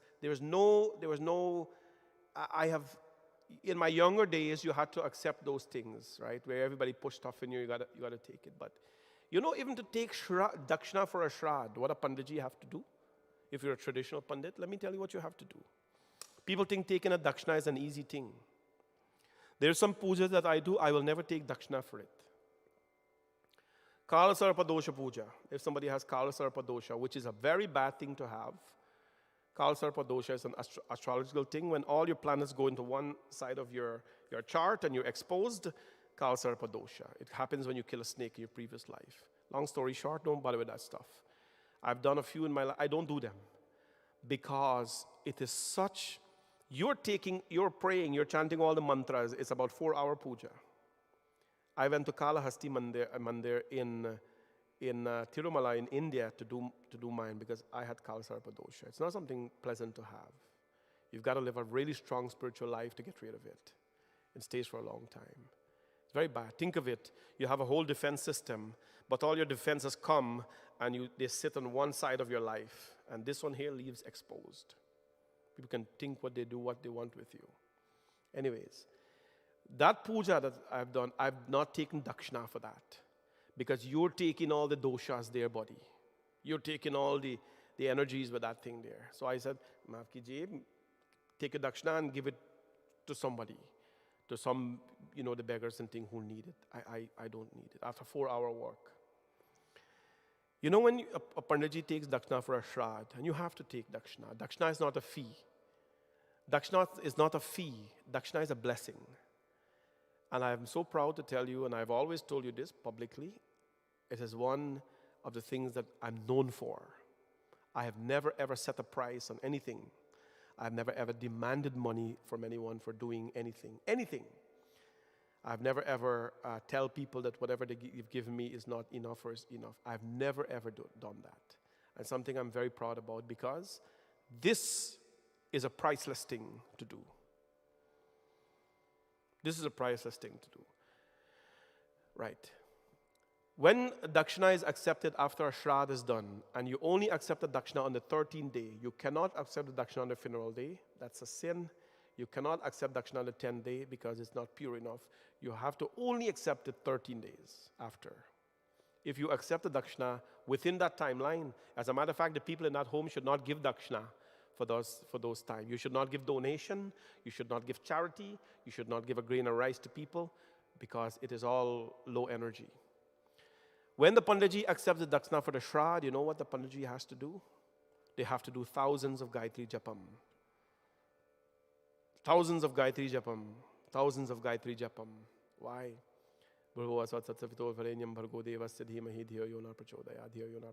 Why? Because with that dakshina came with a lot of other things, and you have to purify yourself. You have to purify yourself, because those are things you don't want to have an attachment to.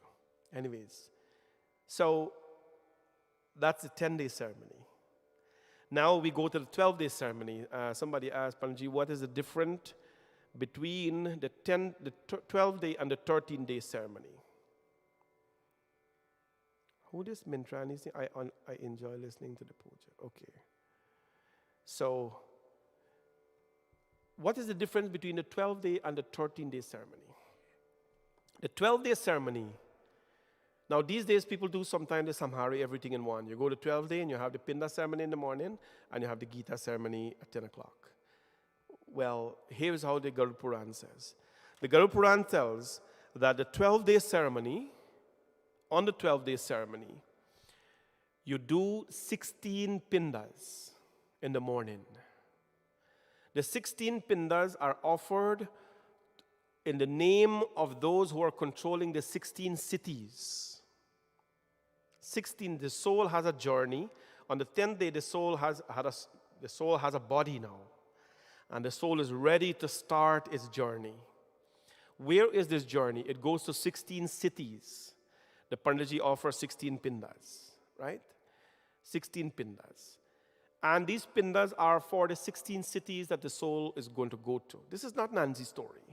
The journey of the soul is known to any kind of philosopher who has studied this scripture. So when the 16 pindas are offered, that is done. Tomorrow I'll talk about the journey of the soul. Tomorrow morning at 9:30, everybody who is logged in tonight, we'll talk about the journey of the soul.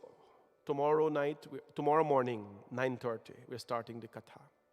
The journey of the soul. Where does the soul go? Who does the soul report to? What happens if certain things are not done, certain processes are not done? We'll talk about that tomorrow morning. Not tomorrow night. Tomorrow morning, 9:30 a.m. Well,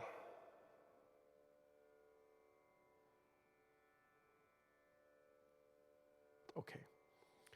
So, on the 12th day, the 16 pindas are done. Only the 16 pindas are done on the 12th day.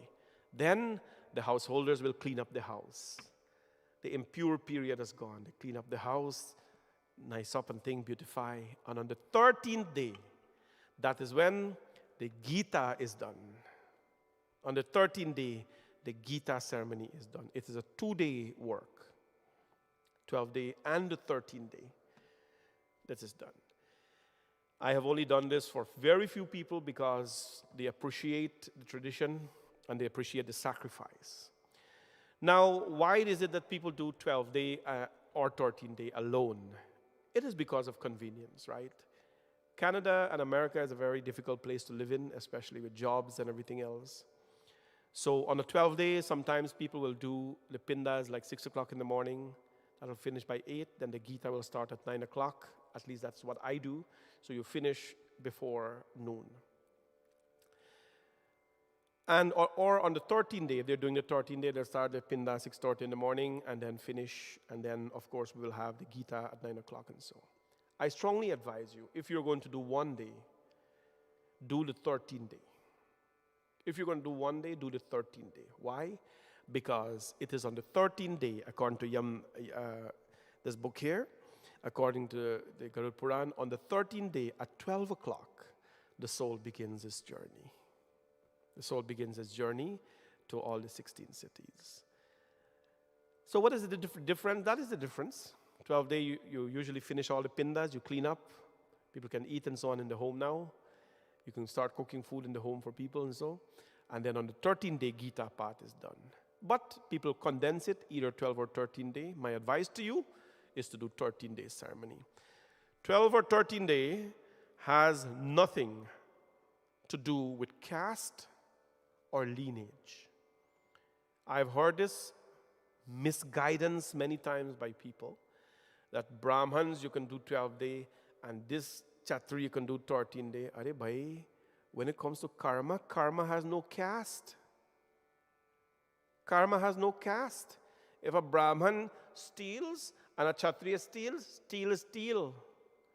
You think magistrate going to say, you're Brahman, you get less punishment, you're Kshatriya, you get most punishment? Think the judge will say, no. Crime is a crime. Done by anyone, punishment has to be the same. So never associate these things with karma, with caste. There's no place for that, right? So that is the difference between the 12 and 13 day. Now, what have we talked about today? We talked about the cremation ceremony. When somebody dies, from the time they die, you tie the toes. We talked about how cremation is done. You avoid the cries, you grieve, you avoid the cries. We talk purification when you come in the home. Well, we talk about the entry points of the body and things like that. The wake, what happens at the wake, there must be prayers. And if you do not decide to have a wake, because it is challenging, for 30 nights to have a wake, of course it's doable. People do it all the time, but it takes a toll. So however you choose to have a wake, you have your wake. If you want to say, I'm not having a wake, and call 2-3 people and sit down and just chant Om Namah Shivaya, it's up to you. But do something, right? And the Garud Puran, by the way, last night, I talked about this. When someone dies, a diya is lit in the home for 1 year. We do it for 13 days because for safety. These days people go out on vacation and so on. But for 1 year, usually a light is kept by the picture, observing that thing. Today we talked about the 10-day ceremony. We talked about the 13-day ceremony.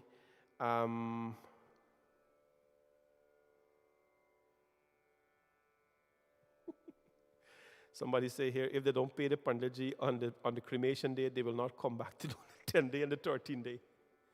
That's horrible. You don't want that stuff to happen in your life. Somebody just wrote that here.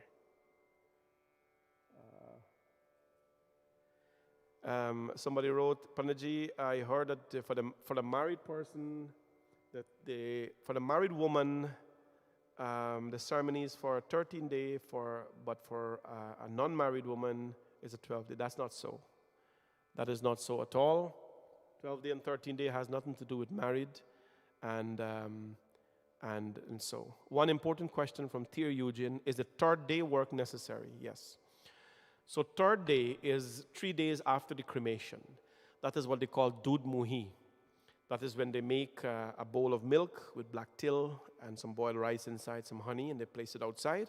It's a very good question. From that day, the soul From that day, the soul starts to have an appetite, and you put that outside for the Atman. So it is necessary. So many interesting questions coming in, but of course, we have limited time. So I'm glad that so many of you logged in to listen to the katha. What other questions we have here? Oh God, I start with them Pandit now. I stop not talk about them Pandit. Panditjis, I don't do this for a living because I have responsibilities and all that, but maybe someday will come when I will do Panditai for a livelihood. But, even if at all that time comes, you never get down to that level where you set a funeral fee or a cremation fee and you accept the money now. No. You don't do that stuff. And please don't associate yourself with anybody who sets a fee for this kind of thing. It's not good at all. The Pandit told me I had to say 1,000. The Pandit told me I had to pay him $1,000 US for the funeral day, and he brought another person. So please don't get into that kind of things. Don't then get into price fixing and all that. It is not necessary at all. If you pay money or don't pay money, your Atman of your beloved ones are going to be taken care of. So that completes a 10-day, 12-day, 13-day. Now what happens from there, tomorrow we'll talk about that. But the final question I want to answer tonight is, Panditji, we hear when somebody die in your family, you cannot do puja and so for 1 year. You all have heard that. Is that true? Right? So Panditji, somebody die in my family, I can't do puja for 1 year. Well, it's not puja alone you can do. You can do a lot of other things too. Do you understand? Because as Hindus, we find an excuse for not doing a lot of things. So for example, my uncle ke body, ke data, ke children, ke grandparents died. Panditji, I can't do offerings to Durga Ma because my uncle Chacha ke dead, and I can't do that. Are really?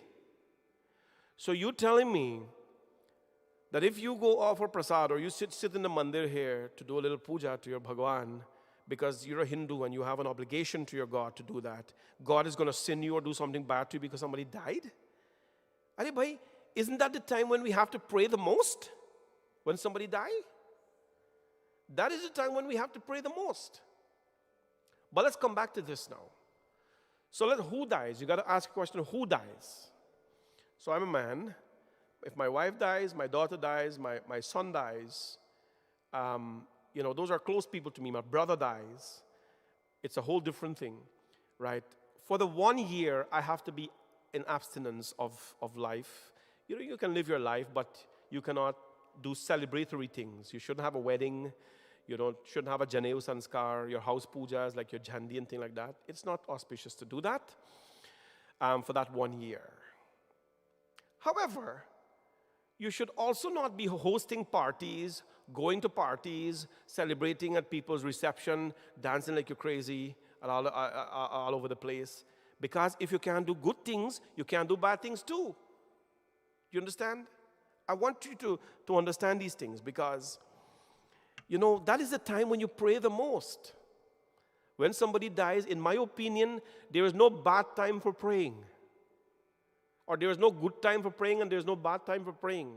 Our Hindus have this, Panditji, say a good date to do my puja. Say a really good date to do what is a good day to pray? Is there a bad day to pray? Or is there a good day to pray? You know what I'm saying? When prayer starts, jab puja ke samay aati hai, then that time becomes purified. Then the time there is no good day and bad day to pray, you pray.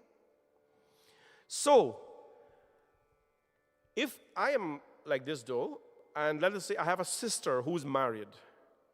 If I have a sister who's married, and let us say something wrong in her family now, she's under her husband's lineage.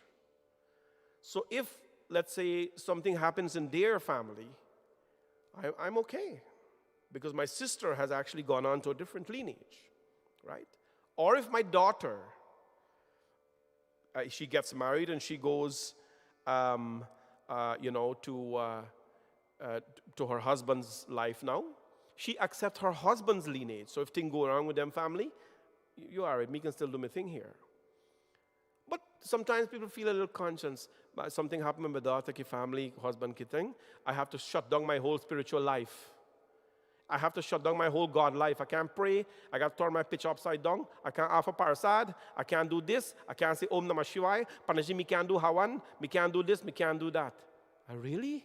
It means you can't go to a bar. You can't go to a wedding. It means you shouldn't go to a reception. You shouldn't host a party. Postpone your Christmas party. Postpone your New Year's Eve party. Call off all that too. Because if you can't pray, you can't sport as well. That is the rule we have to go by. But we find ways to postpone all the godly things. We find ways to postpone all the godly things, but we do not find ways or reasons to postpone the devil things, the evil things. I'm not saying it is wrong or it is evil to celebrate New Year. I'm not saying that, but I know what goes on there. I'm not saying it's wrong to go to a reception. It's a celebratory thing. But if we're associating prayer, stopping prayer because somebody died, we have to look at the other aspects of life as well. I think that's a balanced approach in life. So the question is, should we pray? Of course you can pray. You shouldn't do sanskars. There is a rule, however. This is the rule. Let us say I'm going to get my daughter married or my son married. But my mom is sick. I have an old mom or old dad, and she's sick. She's holding on to her life. And hear me invest in my little banquet hall, in my little wedding, my caterer, and everybody, And we forget about that. I will never do that for my wedding. I have a nice Hindu wedding planned for my son and my daughter, but my mother is holding on to her life.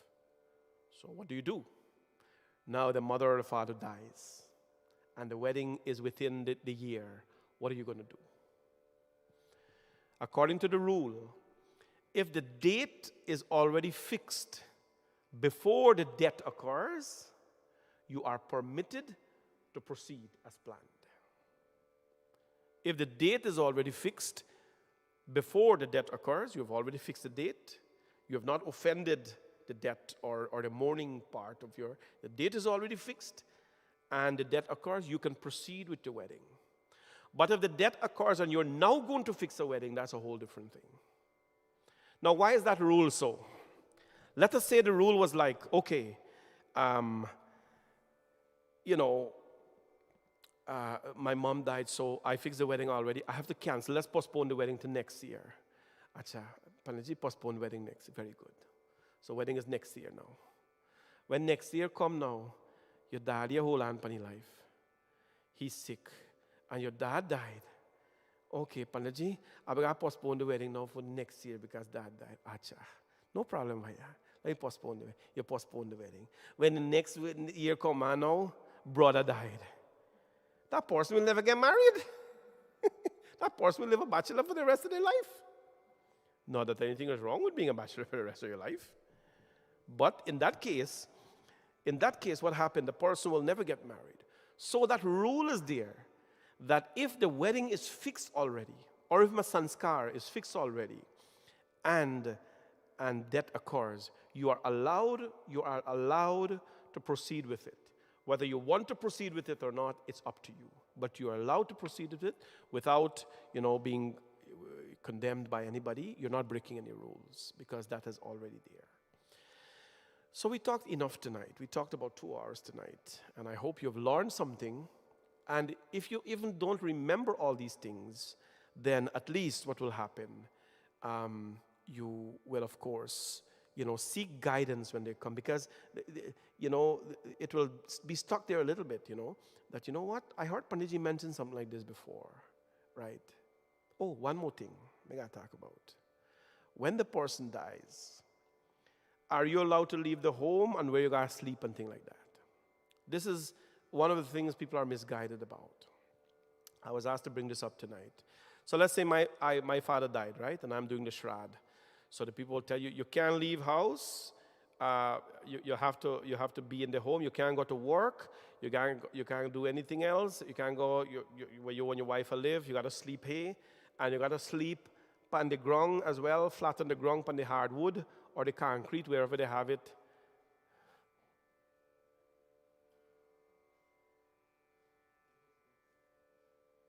Right? I told you the story last year in the katha outside. One family came to me like this. Panditji, my daddy dead. This boy is sitting down to do the work. So tell me, Panditji, can he leave home? I say, he can't leave home. But Pandit, me here, he can't leave home because, certain thing will happen. Can he go back to work? I said, of course he can go back to work. As long as you do your required activities, you can go back to work. So Panditji, can he sleep on, does he have to sleep on the ground every night on the hardwood floor? I said, no, you don't have to sleep on it. Why are you sleeping there on the hardwood floor? Right? Why are you doing all that?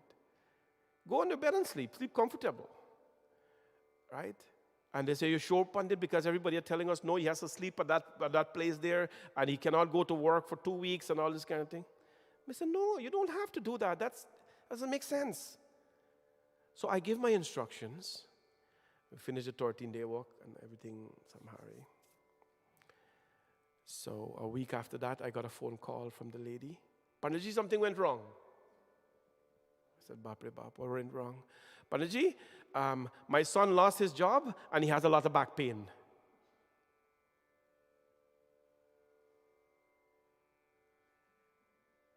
He lost his job and he had a lot of back pain. You know why he lost his job?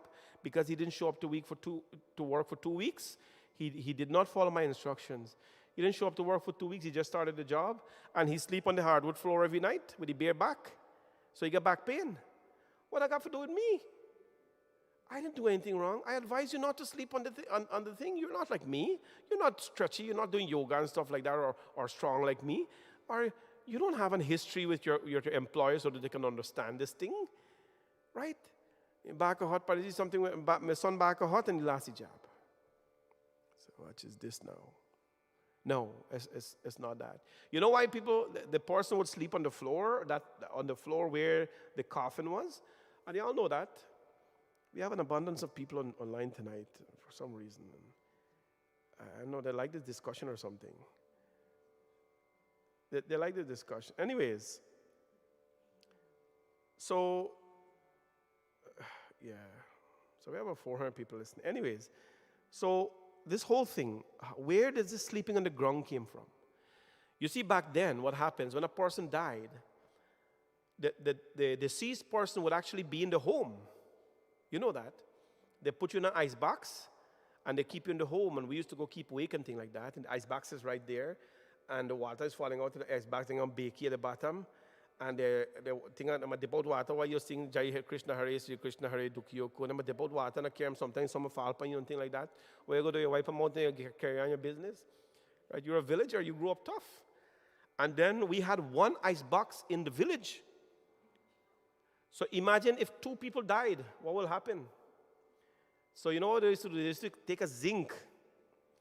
They used to take a zinc and fold it up like this and tie a rope. It was really fancy. So if this was a zinc, right, a flat zinc like this, they take a rope and they tie it up like this, a rope literally, and they put a disease in there, and they throw ice on him. Rishi, remember the story? Yeah. Or on barrel, exactly, on barrel bottom. Zinc, yeah, the zinc was a popular thing. So they tie this up here, and the disease is actually in there. And the ice is in there, so as the water is falling off, it goes in the bakey at the bottom there. They dip out the water and bathe everybody and think who will keep wake, and you forget. So that spot there where the deceased was lying every night in that ice box or in the zinc, when the cremation happened now, everybody gone away, right? So foreigners and villagers and friends and so would want to come sleep over. But they would never want to sleep on that spot. So who do you think are going to sleep on this spot? Because everybody is sleeping in the big hall. Everybody wants to sleep. Who do you think? The poor guy who did the shroud, he died or his mother died. He has no fear. That's my mom, my dad died.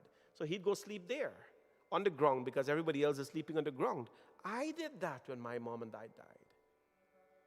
Yeah, we did that because we have a little home back in the village. All my friends, I was living here. All my friends came over, and they want to sleep over every night because it was nice. You do your little satsang and thing. After that, you talk and you talk childhood stuff, and everybody sleep here right there. But nobody want to sleep on that one spot where the ice box is. So what me gonna do? Me gonna go sleep there. So they spread me a little sheet there, and it was a sheet. It was thin, more than this blanket. You place it there, and you got a nice massage. And after the 13 day, you feel a little bit of pain and things like that, but whatever, right? So that's what it came from. It doesn't mean, though, that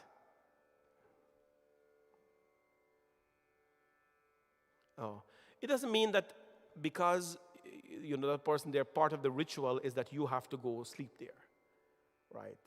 So we're using this medium of discussion to say, please understand that our scriptures has nothing to do with these traditions that people have made up. And we have to respect the way people have done things and all that, but we are in an era where it's not about I tell you what to do and you do it anymore. It's not like that. In our generation, it has to make sense. And what we're saying here actually makes sense. So I hope and pray that all of you have a better understanding about the whole process. Please, when somebody dies, just consult your Panditji, and that is your advisor. That is the person taking you through the journey. Tomorrow morning, 9:30, we'll talk about the journey of the soul. The soul starts a journey. And we talk about the 16 journeys, and we'll talk a little bit about reincarnation tomorrow morning as well, 9:30 a.m. For all of you who are listening online, please tune in the morning, and of course, we will discuss that. And of course, the temple is open. We have a few devotees here this evening.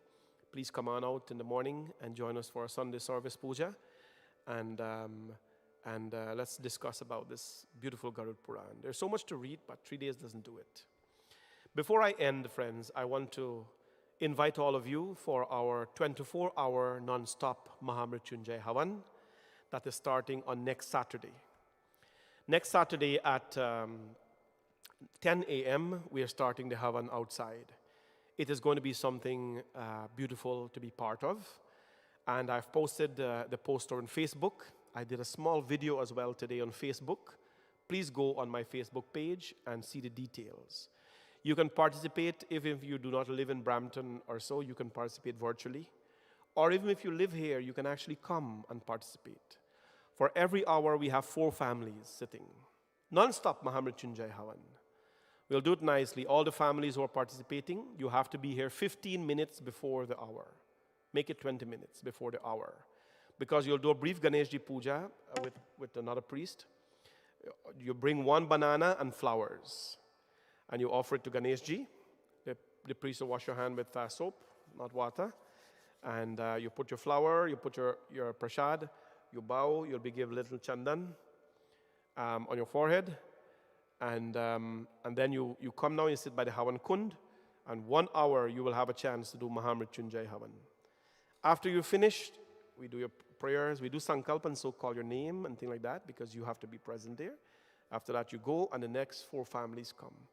Each hour we need 4 families, right? We have passed the halfway mark so far, so we need quite a few more to fill it up. If you want to be part of this Havan, just send me a WhatsApp message at 416-454-4986. 416-454-4986. Send me a WhatsApp message and let me know the time you would need. What I can tell you is that on Sunday morning, 3 a.m. to 4 a.m., 4 a.m. to 5 a.m., 5 a.m. to 6 a.m., and 6 a.m. to 7 a.m., it's gone. It's full. From 3 a.m. going down is full. 8 to 9 and 9 to 10 in Sunday morning is full as well. So we have a few spots open in some other times. Send me a text. And on that night, or even on the day you want to come and you want to camp out here, bring a chair with you. Bring a blanket with you. You can just sit outside there, and it will be a little chill. So sit outside there, and you can sleep and wake up back even. It doesn't matter to me. But you want to keep us company, that's no problem. So come and hang out with us that night. I won't be hanging out with you. I'll be sitting there during Mahamrityunjay Havan for 24 hours. And once in a while, I'll take a little break. So washroom break, 2-3 minutes, and then we start again. I hope to see all of you. There is no price for this. There's no price you can pay for that. But a donation is accepted to the temple, whatever your heart desires or whatever you think the temple deserves for doing this for our community. This is Adhik Maas starting on Thursday, and I will go on air one other night and tell you about Adhik Maas again. Bhagwan's blessings to all of you.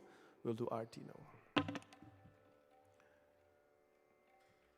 Om Yani Kani Cha Papani Janamantar Kritani Cha Tani Sarvani Nashyantu. Please stand. Pradakshana Pade Pade. Om Jai Jagadish Hare Swami Jai Jagadish Hare Jai Jagadish Hare Swami Jai Jagadish Hare भक्त जनों के संकट दास जनों के संकट क्षण में दूर करे ओम जय जगदीश हरे जो ध्यावे फल पावे दुख बिन से मन का स्वामी दुख बिन से मन का सुख संपत्ति घर आवे सुख संपत्ति घर आवे कष्ट मिटे तन का ओम जय जगदीश हरे मात पिता तुम मेरे शरण गहूँ मैं किसकी स्वामी शरण गहूँ मैं किसकी बिन और न दूजा प्रभु बिन और न दूजा आश करूं जिसकी ओम जय जगदीश हरे तुम पूरन परमात्मा तुम अंतर्यामी स्वामी तुम अंतर्यामी पार ब्रह्म परमेश्वर पार ब्रह्म परमेश्वर तुम सबके स्वामी ओम जय जगदीश हरे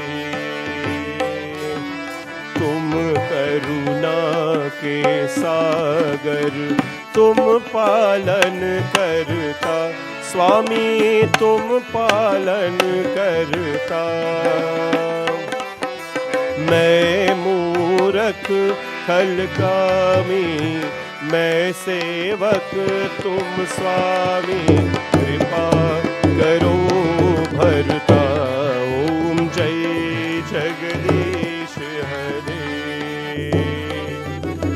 तुम हो एक गोचर सबके प्राणपति स्वामी सबके प्राणपति किस विध मिलो दया में किस विध मिलो दया में तुमको मैं कुमति ओम जय जगदीश हरे दीन बंधु दुख हरता ठाकुर तुम मेरे स्वामी रक्षक तुम मेरे अपने हाथ उठावो अपने शरण लगावो द्वार परा तेरे ओम जय जगदीश हरे ओम जय जगदीश हरे ॐ जय जगदीश हरे। त्वमेव माता च पिता त्वमेव, त्वमेव बन्धुश्च सखा त्वमेव, त्वमेव विद्या द्रविणं त्वमेव, त्वमेव सर्वं मम देव देव। सर्वे भवन्तु सुखिनां, सर्वे सन्तु निरामया, सर्वे भद्राणि पश्यन्तु मा कश्चित् दुःखभाग् भवेत्। प्रेम से बोलो भवानी शंकर भगवान की जय। सत्य सनातन धर्म की, श्री वृंदावन बिहारी लाल की, जगदम्बिका माता की जय। सबको जय जय सीताराम। जय Sitaram everyone. See all of you tomorrow. Stay blessed and have a beautiful night.